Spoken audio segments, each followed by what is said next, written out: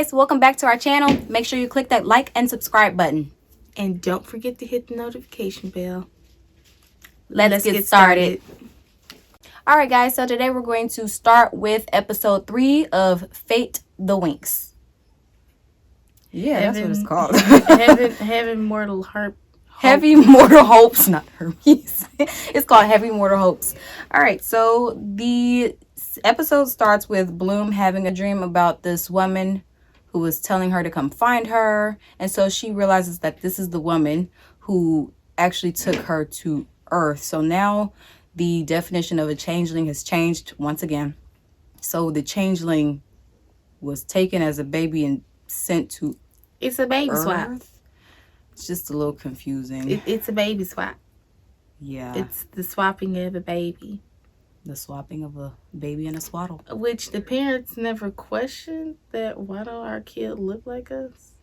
Maybe, you know what? I'm just still confused. That's a lot. That's a lot. Yeah, it is a lot. All right, so we find out in this episode that Silva was actually one of the guards that were attacked by the burnt ones trying to defend Althea. Mm-hmm. And so I believe he was scratched or bitten. His side was pierced, I think, and then he had all these weird veins. Yeah. So, like, when that happens, you slowly start to turn into a burnt one, kind of like a zombie. If you're bitten by a zombie, you turn into a zombie. But they've been treating him with herbs and things of that nature, like natural remedies, and it's not getting any better. It's actually getting worse, and he has, like, really black veins just spreading everywhere. You know what's weird? What? I think the burnt ones have... I think they're Cognizant? Sort of. Okay. Because remember in episode 2 when Bloom was trying to get back the ring, the burnt one had the ring on. Now, why would a burnt one Want the Solaria ring? That's a good question. Maybe they're following orders from... What if it's Voltor? Well, I think it was Voltor, but we don't know yet.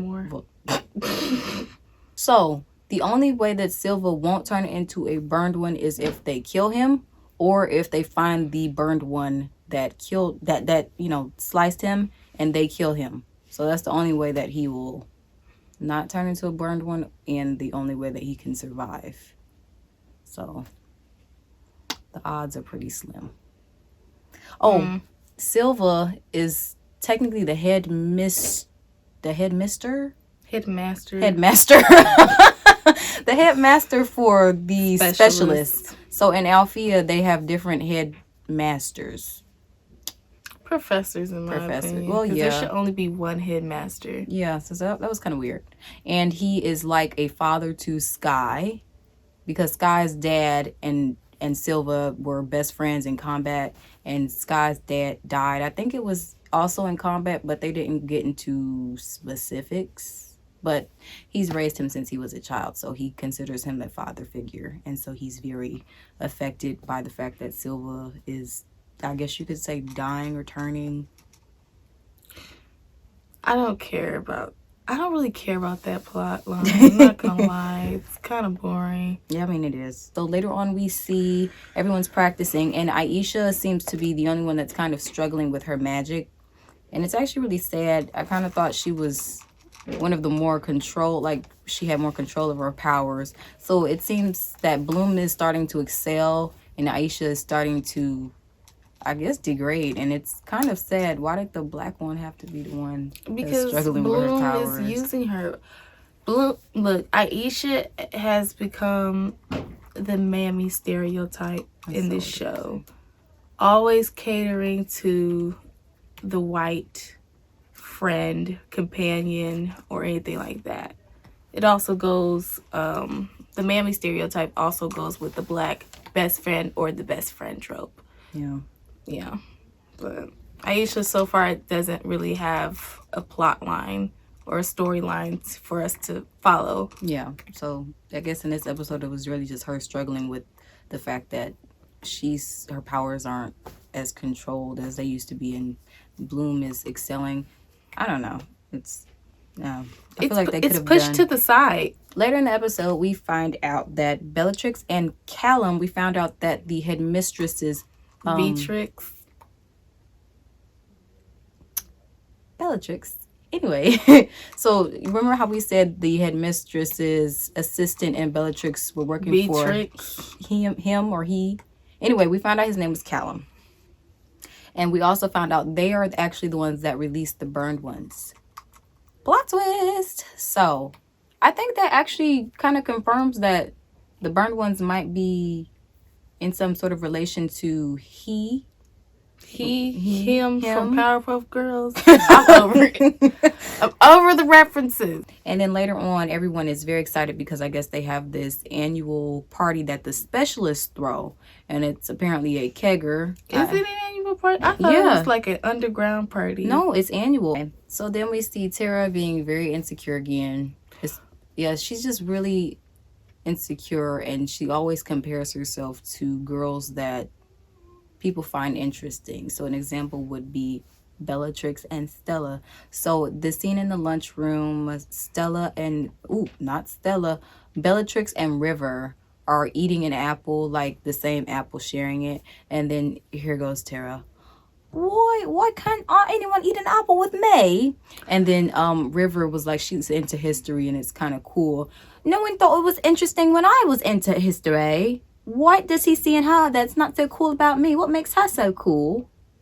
Here we go again. Yeah. Tara's storyline is just her being insecure. Later on, she tells her friends that she wants to go to the party and she wants them to go with her. She wants everyone to think that they're, and I quote, cool, fun, and hot. Yeah, I think Tara has a crush on Dane. Yeah, she does. So she made him weed brownies and then took it to the party. She's like all over him. And I think he just sees her as a friend. And then River points it out at the party that Tara is all into him. And he was like, no, she's not. Riven. So they end up playing beer pong. It's Riven, Sky, Aisha, and Bloom. Yep. So they're playing beer pong, and I guess Bloom's feeling herself because she's like, I know how to use my powers now. So we're going to cheat in this beer pong. So she cheats. I don't know how she cheated with the firepower, but she did. She boiled up the beers. Oh, yeah. And then she was like, Aisha. And this is the part I was like, you are the most selfish person ever. You see your friend struggling with her powers all week, and you tell her, make the ball jump out the water. Use your water powers. Mm-hmm. And so obviously she's been struggling with her powers, so it mishaps, and of course the ball goes up, but so do all of the other cups. Oh, and it's not even water, it's beer. So and then Aisha goes off to isolate herself, and guess what Bloom does? She starts flirting with Sky instead of checking her friend. This is why she's not a good friend. Aisha is just there, for Bloom. I don't know why. The girl don't even care about Bloom it. is not there for Aisha. This friendship isn't even mutual. So then Bloom, she ends up in the woods. Oh, because she was like, when she uses her magic, she sees angry visions. And she's like, let me just so she goes to the woods and she's at that same black pot, just making fire. Some reason Sky finds her in the woods, and he convinces her. He got teleportation. Yeah, they just keep popping up on each other. Anyway, he convinces her to go and help him. So they go off into the woods. They find the burnt one. Out of nowhere, the rest of the Winx Club appears. Well, Stella was looking for Sky. She was not looking for Bloom. She said Sky. She could go die in the woods for all I care. So, but Stella was like, what did they do? Stella blinds him. Tara holds him down with some vines.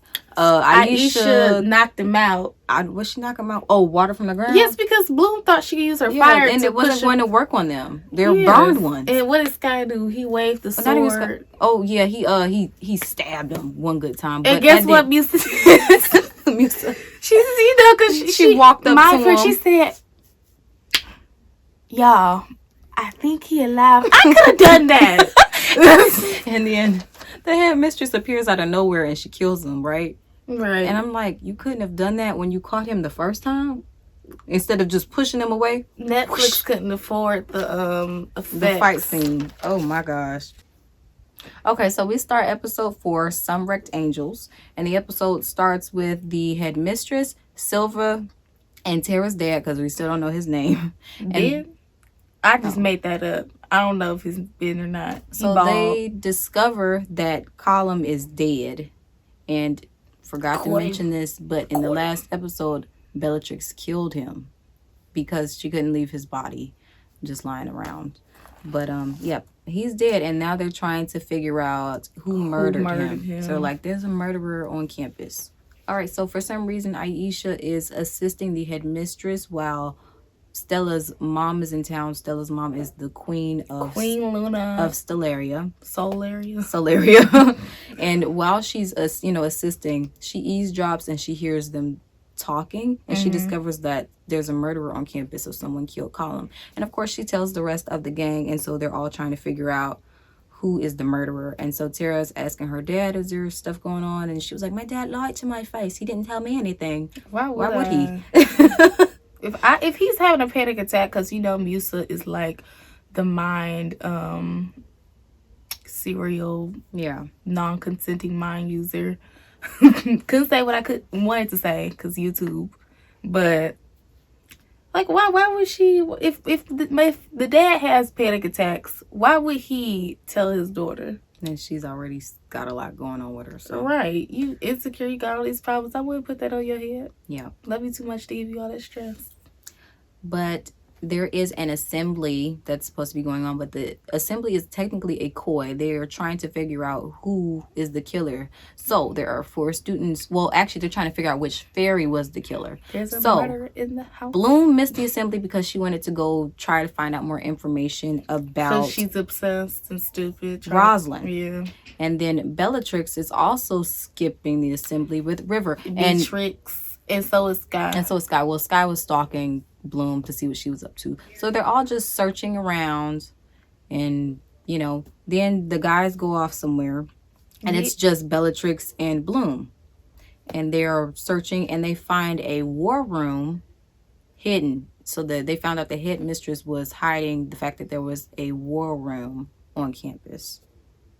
I feel like Beatrix knew where that room was and has been in there multiple times because she picked that lock, activated everything with ease. Like she's been there for she knew exactly what to do. Minute. Anyway, so while they're searching, they find a clue as to a town that might lead Bloom to finding more out about herself. Bellatrix steals the vehicle and they go off to, I forgot the name of the town, but I will insert it. It starts with an A. It starts with an A. Anyway. Astrodon. So Bellatrix tells Bloom this whole story about how Silva and the headmistress destroyed the town because this town that they went to, it was obviously destroyed and they had a veil over it. Queen Luna kind of hiding it. The queen did that. So apparently she's saying that the headmistress and Silva had them and their teams went out and they destroyed this town because the burned ones were there, but they didn't care about the citizens who were living there. They just wanted to destroy all of the burnt ones. So in the midst of that, Rosalind took Bloom and she took Bellatrix and took them to different places. Bloom just so happened to end up in the earth realm, while Bellatrix ended up in a magical realm. And then Bellatrix said that the only reason she remembers this is because Rosalind burned it into her memory, just like how Bloom is starting to have these dreams where she's remembering Rosalind. So it's coming back to her as well. When she's giving this speech about how her and Bloom were from the same place and basically trying to empathize with Bloom, basically saying, hey, we're from the same tree. We're just falling off into two different paths, but it's just the same person, same people. I understand your struggle. You should hate the headmistress and Silva and whatever. I think she is trying to not harm Bloom, but integrate her into whoever this he guy is. She's trying to basically get on their side. And it worked because when Bloom was stupid. When the Winx and the headmistress and stuff came, because they figured out that Bellatrix was the one who missed the assembly while they were trying to figure out who the killer was, so they put two and two together that it was Bellatrix. And so they came and they put these shackles on her and put her in like a prison. Bloom wasn't having it. She was just like, why are you guys doing this to her? So she's really on the girl's team. So whatever Bellatrix said to her worked, because I think she kind of trusts, it seems to me that she's trusting Bellatrix more than she's trusting everybody else at this point. Which is why, because this is your first interaction with Beatrix. Yeah. Well, Joelle, we are halfway done with this interesting series. Yeah, the most momentum I felt from this is Bellatrix, really, and her arc. There's only one part of the series that we will be reviewing left, and then we can move on to our next series. So keep an eye out for that. Ha. Oh, gosh. Until next time, guys. I hope you liked this video. If you haven't already, click that like and subscribe button, and of course be on the lookout for our next video. Bye.